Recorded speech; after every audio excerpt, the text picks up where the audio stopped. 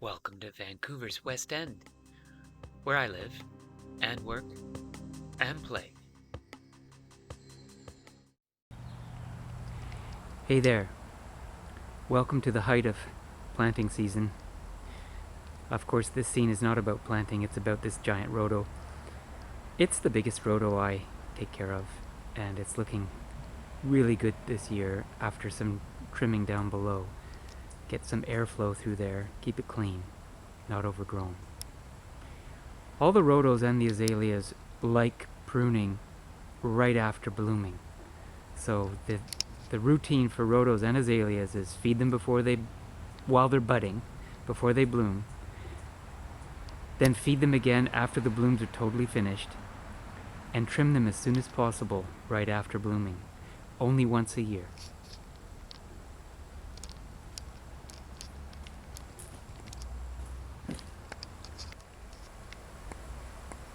Well, there's various pots for sun and shade on this back deck.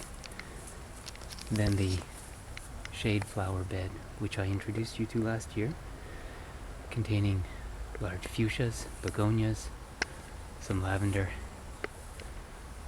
and gay feather, Liatris spicata. The Zen garden, as you are familiar with, blooming with rhodos. Finally out front, the azaleas and rhodos are just finishing. Got some decorative pots by the front door. And then of course the rose bed just starting to pop.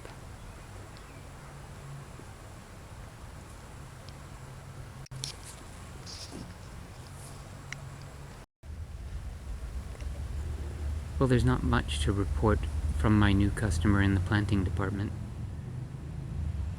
They've never had irrigation here, so I have to be really careful what I plant right now. They say they're getting it in, but nobody's putting in irrigation right now. It's too busy. They'll have to wait till probably July. Meanwhile, it looks great. But just, there are some holes. So, we'll wait a couple weeks and see what happens. Well, this is one of 4 sculptures I have on this property. It's my favorite property and easily the most complicated one to take care of. Requiring about 18 man-hours a week to take care of it. Here's the herb garden.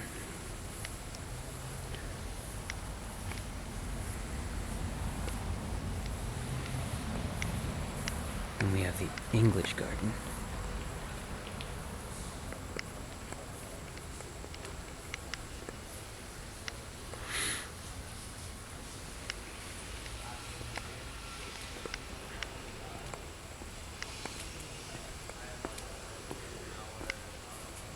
This customer's probably spent over 10 grand this spring on the garden. Probably spend another 10 grand by the time it's done.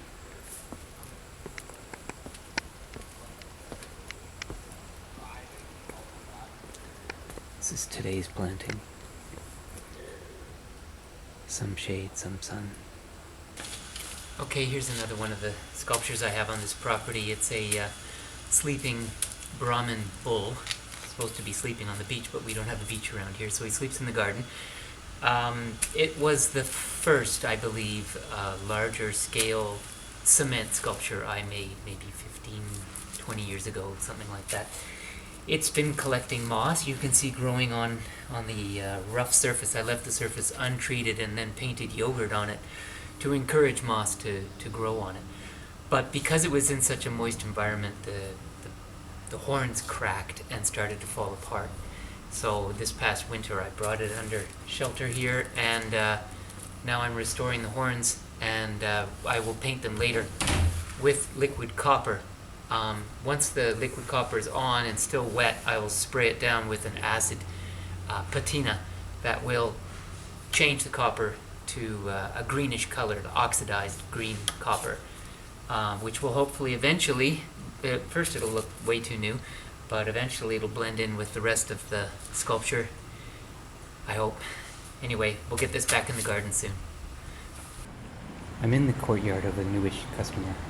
Just replaced these jasmines that died over the winter. A lot of people lost their jasmines. This year all you can do is replace them and hope for the best next year. Elsewhere in the courtyard are these privet trees. The large ones were in trouble when I took over the contract last fall. But I trimmed them back and fed them, and now they're going into bloom, so I feel good about that. The smaller one was installed just before I came, and the tiny one at the back I put in. I've also done this heap of pink in the middle, and the two hanging baskets of fuchsias on the wall. But the real show is when you head out to the beach through this door. Okay, departing onto the beach.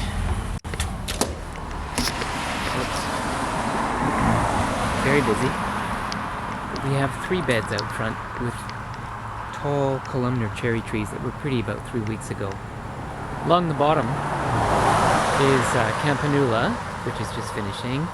We had a bit of a drought here, the irrigation failed, and so the campanula is ending prematurely, but right behind it is the lavender looking in full bud. Then in the center bed, which is the feature bed, we have these gorgeous roses. And then inside the roses are a formal hedge of boxwood that does a formal shape.